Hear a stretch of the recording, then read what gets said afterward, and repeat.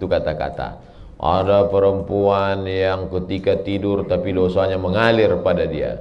Dia sedang makan tapi dosanya mengalir pada dia. Apa salah dia? Karena dia sudah memperlihatkan dirinya dilihat orang lain. Maksudnya, memang betul itu ceramah saya. Dari mana Ustaz ambil? Dari hadis.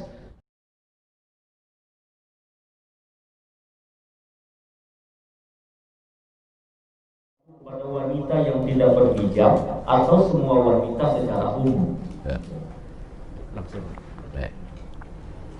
Itu jamaah kita kreatif, dia buat meme. Dibuatnya gambar saya, di samping itu kata-kata.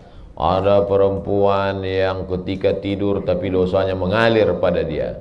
Dia sedang makan tapi dosanya mengalir pada dia. Apa salah dia? Karena dia sudah memperlihatkan dirinya dilihat orang lain. Maksudnya, memang betul itu ceramah saya. Dari mana Ustaz ambil? Dari hadis. Man sanna fil islami sunnatan hasanatan, siapa yang membuat tradisi yang baik, falahu ajruha, dia dapat pahalanya, wa ajru man amila biha, orang lain yang melakukannya. Bapak yang membuat tradisi silaturahim seperti ini dilanjutkan oleh anak cucu, kita sudah tidak ada, maka mengalir karena tradisi yang baik. Begitu juga sebaliknya, man sanna fil islami sunnatan sayyi'atan, siapa yang membuat sesuatu yang tidak baik, falahu wizruha, dia dapat dosanya, wa wizru man amila biha min ba'dih, setelah dia mati, jangankan ketika hidup, sudah mati pun tetap mengalir. Nah, gambar apa yang dimaksud? Gambar memancing aurat, hawa nafsu, mempertunjukkan yang tak layak. Adapun gambar ibu beramai-ramai, menutup aurat, pakaiannya longgar, tidak sempit, tidak menampakkan auratnya, menjaga, tidak dengan pose-pose yang memancing, lalu kemudian dilihat orang banyak, maka tidak ada yang terpancing, tidak ada yang membangkitkan hawa nafsu, ya nggak apa-apa. Makanya kalau mau posting gambar ramai-ramai, beramai-ramai. Kalau bisa ramai sampai kecil sebesar beras. Enggak kelihatan. Alhamdulillah kami diberikan Allah kesempatan untuk ikut maulid bersama kemarin dengan istri Habib Umar bin Hafiz. Oh, nggak boleh foto Pak Ustaz di luar. Itu nggak apa-apa. Tapi kalau pose dia sendiri, jilbabnya pula sampai ke leher, bajunya pula sempit. Dia pakai baju sempit, orang yang menengok yang sesak napas. Nauzubillah. Nah, ini diposting, nah ini dosa jariah. Jadi yang sudah sempat kami posting yang dulu Pak Ustadz, coba posting sekali lagi. Buat di postingan itu, saudaraku yang pernah men-save fotoku dulu, tolong kalian delete, karena aku sudah taubat minta ampun sama Allah. Kalau kalian tetap juga megang, dosanya ku transfer ke kalian. Mudah-mudahan mereka bertaubat. Wallahu a'lam bishawab.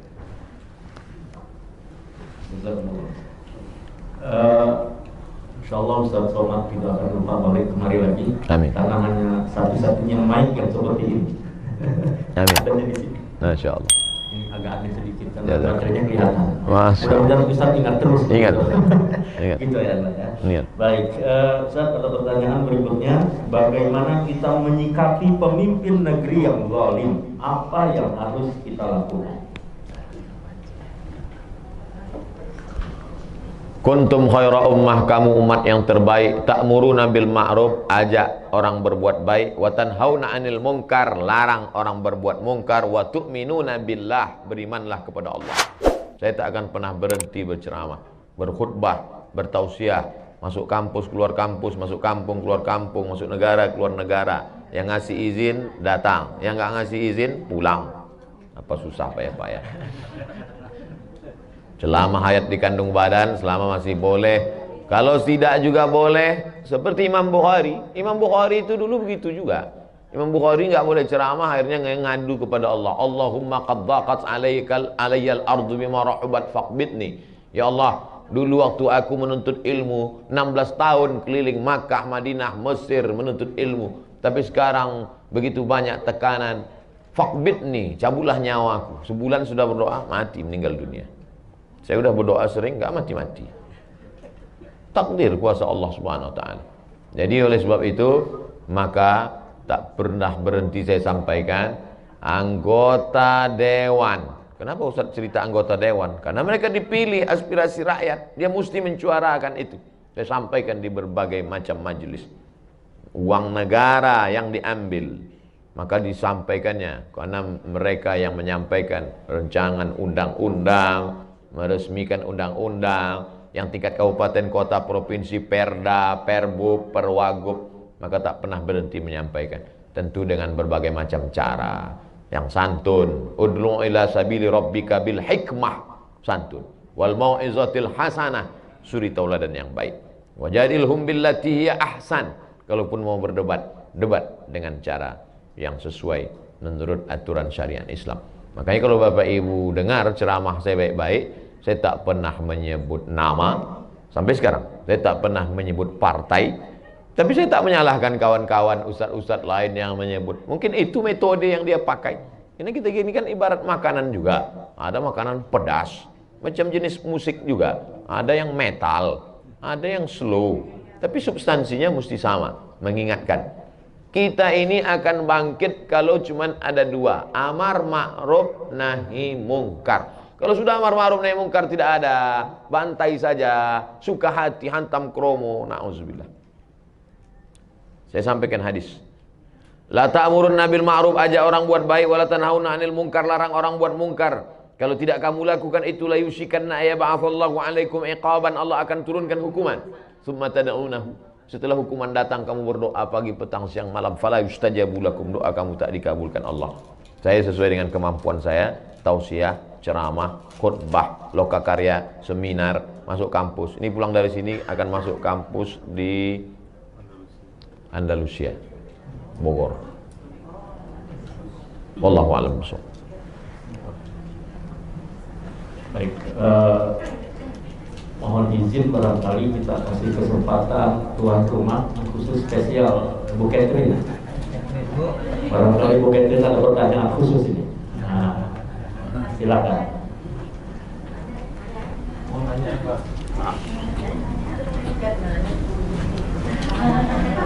Ibu udah kompak ya, tanya dia dulu.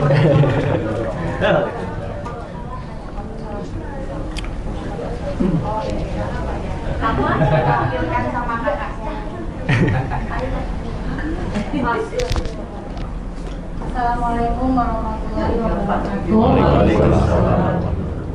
Ustadz, kalau nggak salah saya pernah nonton ceramah Ustadz di YouTube. Tapi saya juga lupa ingat apa saya salah mengenai sholat yang dikodok, Ustadz. Misalnya kita lalu-lalu nih sholatnya jarang-jarang, sekarang baru mulai rajin. Nah itu kalau nggak salah Ustadz pernah bilang kalau sekali sholat tambah lagi sholatnya gitu. Jadi misalnya zuhurnya 2 kali gitu. Benar nggak sih Ustadz, apa saya salah ya? Itu aja. Terima kasih Ustadz. Assalamualaikum. Waalaikumsalam warahmatullahi wabarakatuh.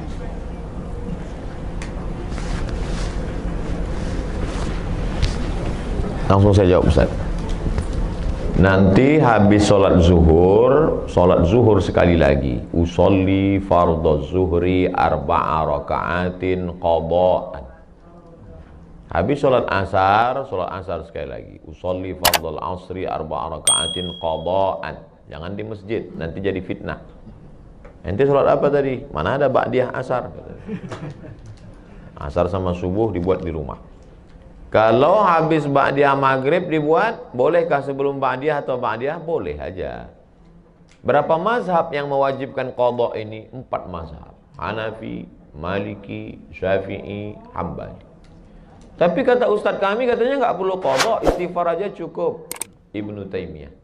Bukan mazhab 4. Ada tuh ustadz. Ustadz, saya baru taubat. Ya, sholat saya yang dulu saya ganti atau gimana? Udah istighfar aja selesai. Ibnu Taimiyah. Ah, saya ikut ini aja Pak Ustadz. Ya nggak apa-apa.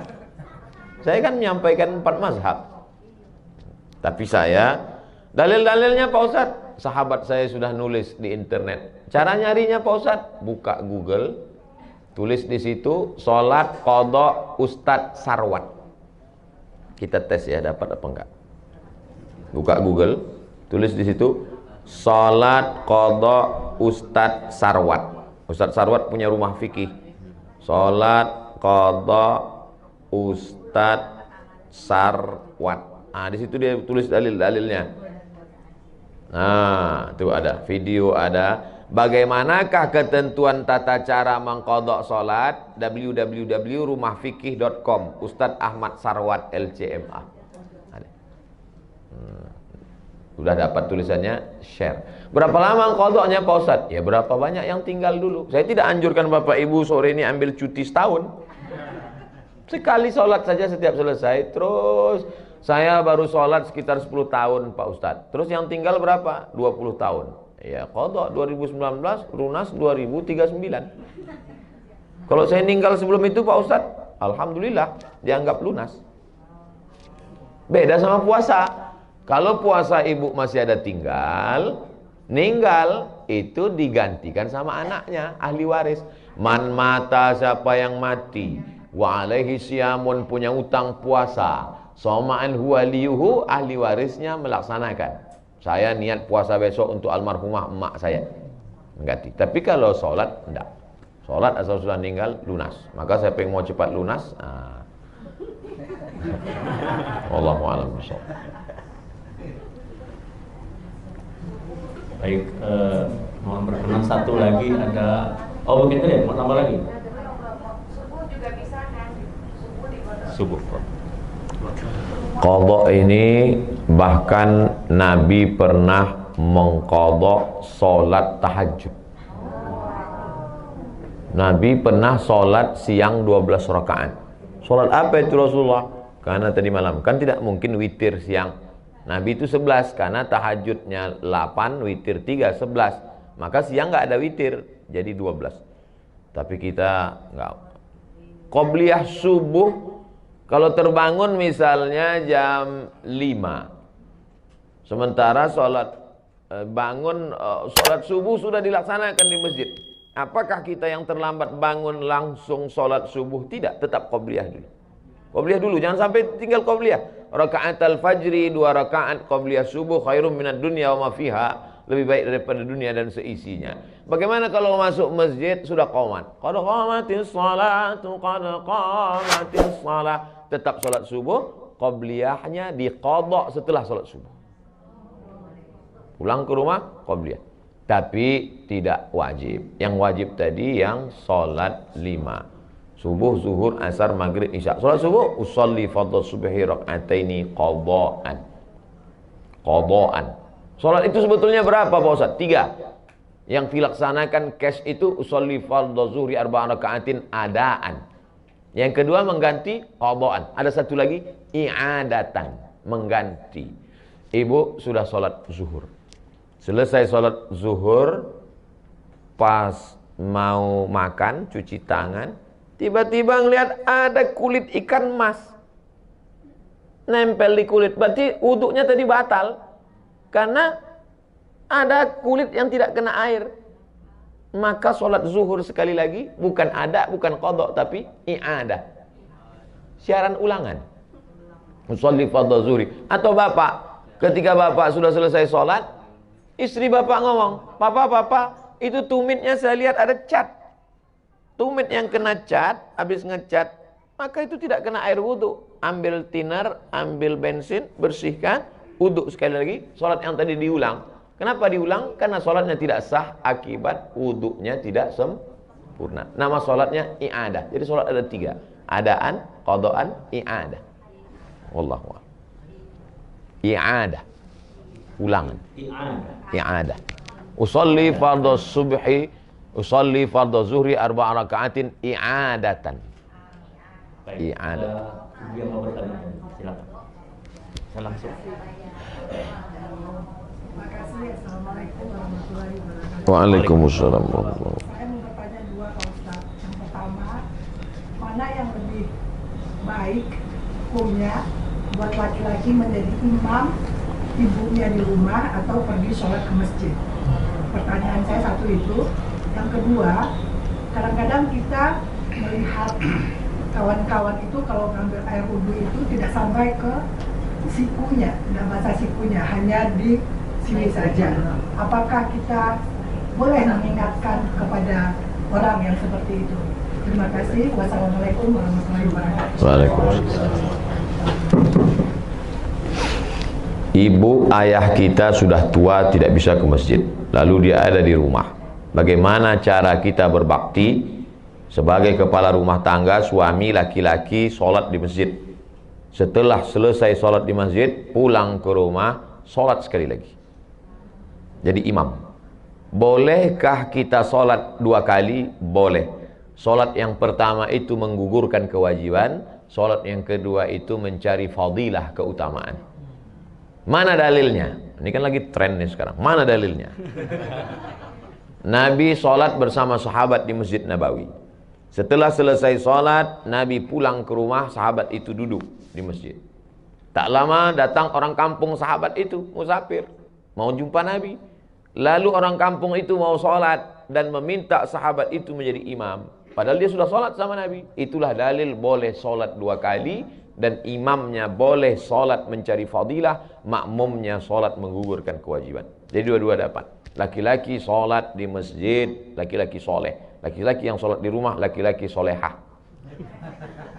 Jangan sampai sholat di rumah. Lalu kemudian kalau nampak orang sikunya tidak kena air, tidak basah, apa kata Nabi? Wailun lil a'qab, celakalah tumit. Hadis sahih, riwayat Abu Hurairah radhiyallahu an. Wail neraka, wail celaka, lil a'qab tumit celaka. Rupanya ada orang yang air disiramkan dari atas, tumit tak kena.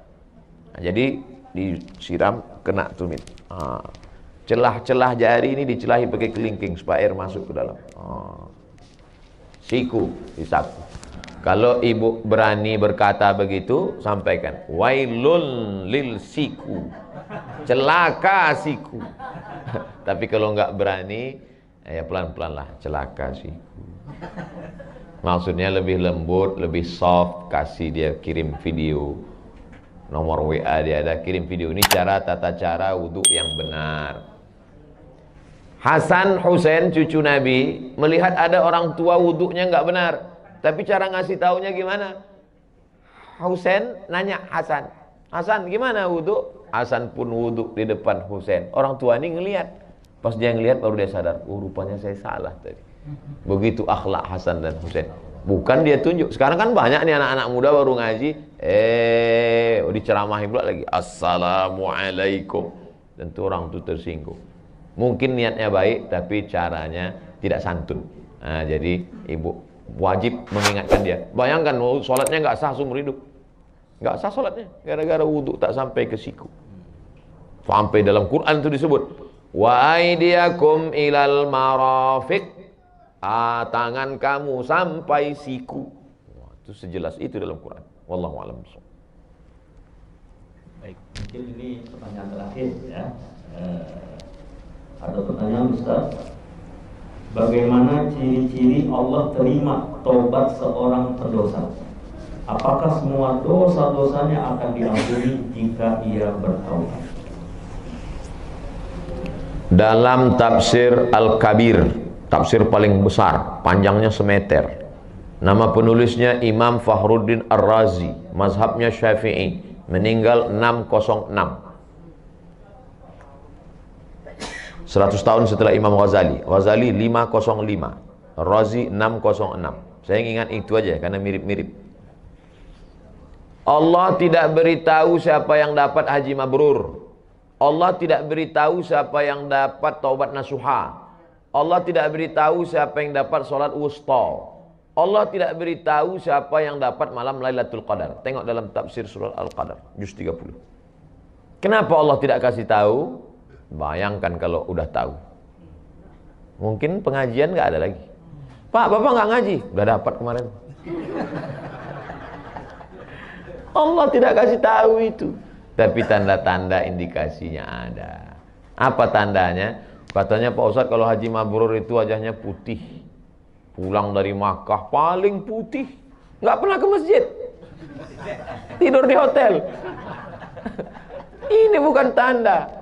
Tanda itu, itu dia kata kuncinya. Keyword, ke kunci, word kata. Kata kunci, ada perubahan. Dulu Pak Ustadz sebelum dia ngaji, pelit. Setelah ngaji nih, Masya Allah. Dulu sebelum ngaji sedekah 2.000. Sekarang 2.500. Ada perubahan. Dulu Pak Ustadz tuh sebelum haji, oh Masya Allah, kasar ngomongnya. Sekarang udah mulai santun. Tobat nasuha diterima. Dulu sebelum malam Ramadan Lailatul Qadar, orangnya itu Pak Ustadz gak pernah ke masjid. Ada perubahan. Nah, inilah cirinya. Apakah diampunkan Allah semua dosa-dosanya? Mantaba, siapa yang taubat? Wa amana, imannya ikhlas. Wa amila amalan salihah, beramal soleh. Kalau tiga ini cukup syarat.